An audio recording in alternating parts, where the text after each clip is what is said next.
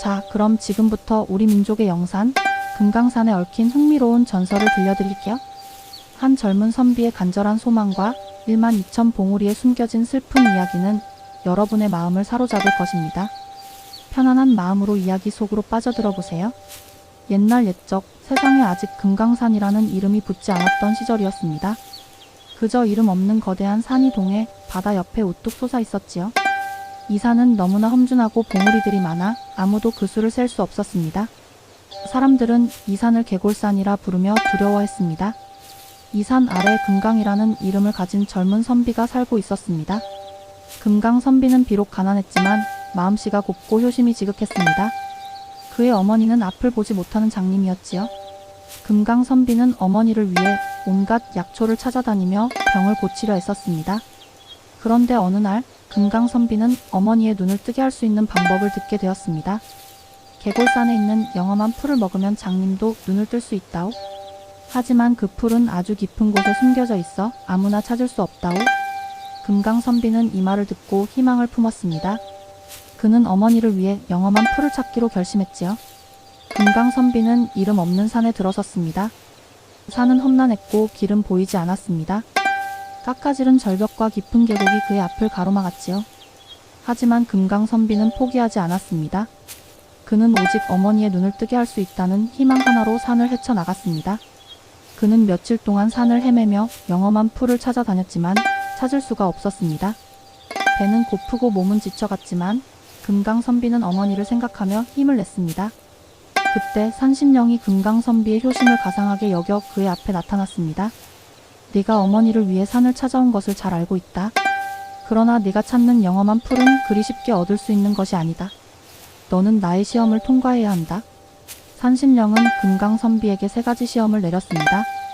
첫 번째 시험은 봉우리 12,000개를 모두 세는 것이었습니다. 금강 선비는 밤낮으로 봉우리들을 세기 시작했습니다. 그는 봉우리 하나하나를 손가락으로 짚어가며 수를 세었고 며칠이 지나도록 봉우리의 끝을 볼 수 없었지요. 봉우리들은 끝없이 이어져 있었고 금강 선비는 지쳐 쓰러질 뻔했습니다.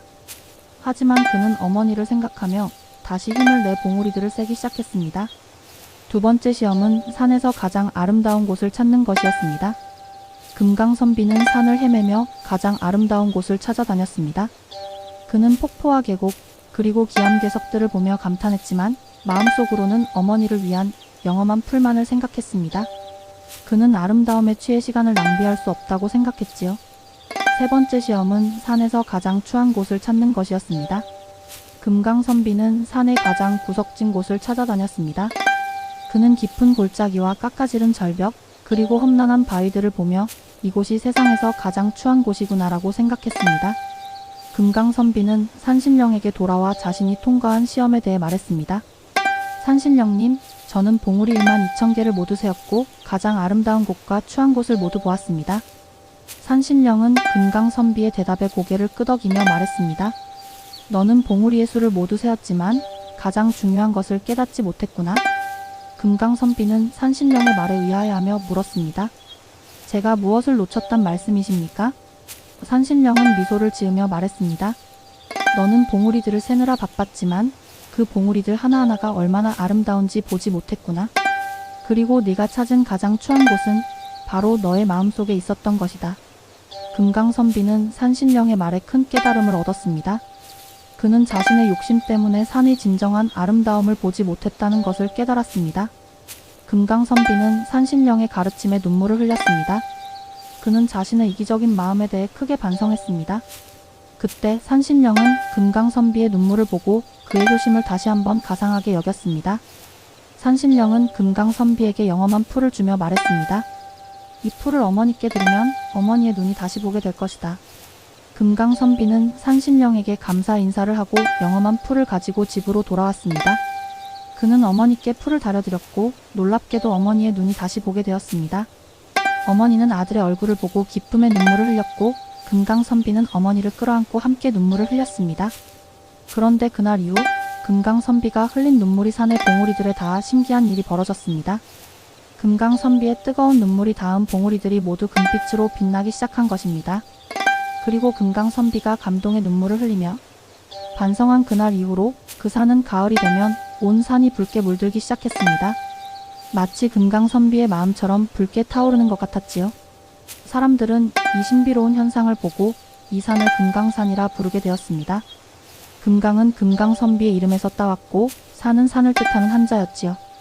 또한 금강산은 계절마다 다른 이름을 가졌습니다.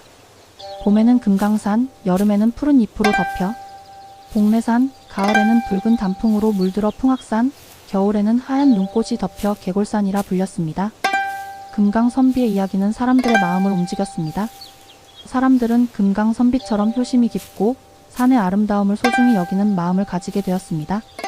금강산 전설은 오늘날까지도 우리에게 깊은 교훈을 남겨줍니다. 첫째, 겉모습에만 치중하지 말고 내면의 진정한 가치를 찾아야 한다는 것입니다. 금강선비는 처음에 영험한 풀에만 집착했지만 결국 자신의 마음을 돌아보고 진정한 깨달음을 얻었습니다. 둘째, 진정한 아름다움은 마음으로 볼 수 있다는 것입니다. 금강산은 1만 2천 개의 봉우리를 가졌지만 그 아름다움은 금강선비의 순수한 마음으로 인해 비로소 완성되었습니다. 마지막으로 이 이야기는 효심과 사랑의 위대함을 보여줍니다. 금강선비의 지극한 효심이 금강산을 세상에서 가장 아름다운 산으로 만들었습니다. 오늘날에도 우리는 금강산을 보며 금강선비의 이야기를 떠올립니다.